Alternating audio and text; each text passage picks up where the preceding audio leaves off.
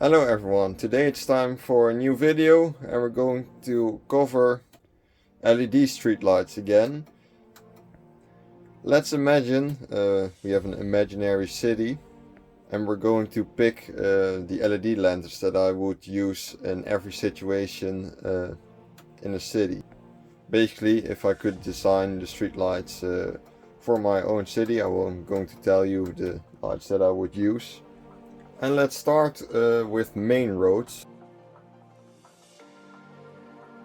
And I don't think this comes as a surprise, at least not for people that watch this channel a lot, because this is one of my favorite LED lanterns, or my favorite. This is basically the lantern that I would use for main roads. The BGP 501, which is this one, the smaller version, I would use for the bigger roads in like neighborhoods, and then for the bigger roads in general in the city I would use the bigger version, the BGP 502. And I would definitely want to use these with the bowl, and also here we have the bigger version with the bowl as well. And I would use them with warm white LEDs, of course.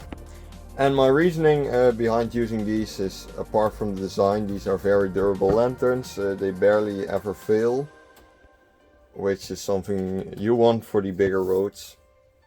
So with this lantern we're basically just going for durability, and the reliability of this lantern is also pretty great. They are very expensive, but again I think you can win back the costs by it just barely failing, so you don't really need a lot of maintenance on these.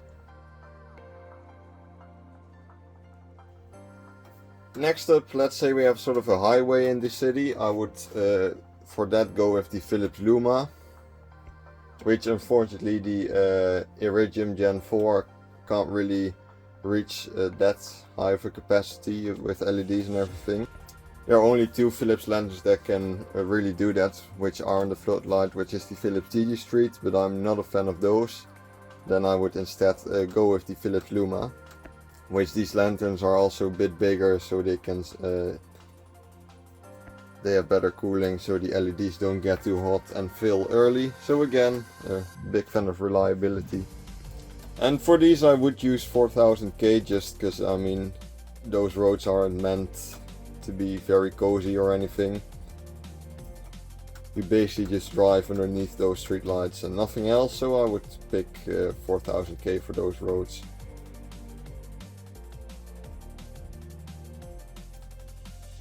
And next up we're going to talk about housing areas, and for those I would use the Lightronic Luz lantern, which is a very sturdy post-up lantern. Again, very durable, barely ever fail. They look great, at least for an LED lantern. And I would go with 2700 Kelvin for like housing areas. I mean, that's something you want to be cozy, you want people at least to be feel nice outside, and not like they're in like they're on like an industrial area or something.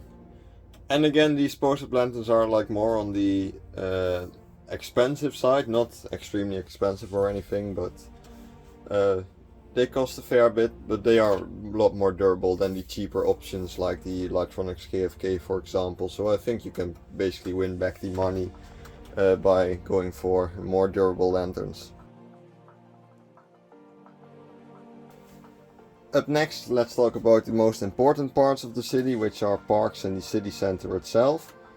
And for those I would go with an up-and-coming brand which is called Mikana, which again is a Dutch street lighting brand, which are designing some pretty expensive but great looking street lights. And I would go with their circle lantern, the post-up version, which looks quite like an antique lantern, but also just a bit modernish. But they are definitely very stylish, and light temperature color wise I would go in the actual city center with 2200 Kelvin, which is basically high pressure sodium, because that's like I think the most cozy color without being like extremely on the orange side. And then for a park and just a more great old housing areas, I would go with 2700K. I was kind of doubting between going to the Philips BDS 490, but I do think these look a bit more older, and I'm a fan of the older looking streetlights, so this I think is a great choice.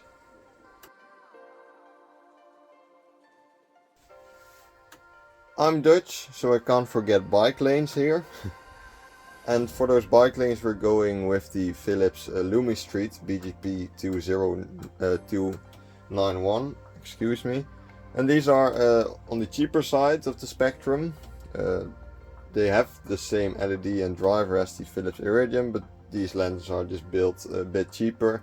But I think that's just enough for a bike lane. Like, you have no cars, no crashes into columns, at least not with a lot of impact. And they don't need to be too bright, so I think this will be a very good choice. And I'm not saying that these are bad lanterns or anything, they're just alright, and I think that's enough for a bike lane. I would go with 3000K again.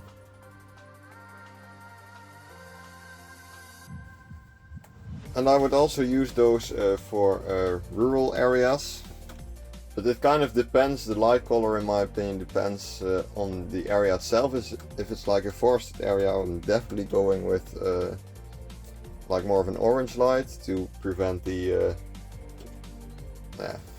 it impacting the wildlife too much. And just in like open fields and everything, we're just going with 3000 Kelvin in my opinion.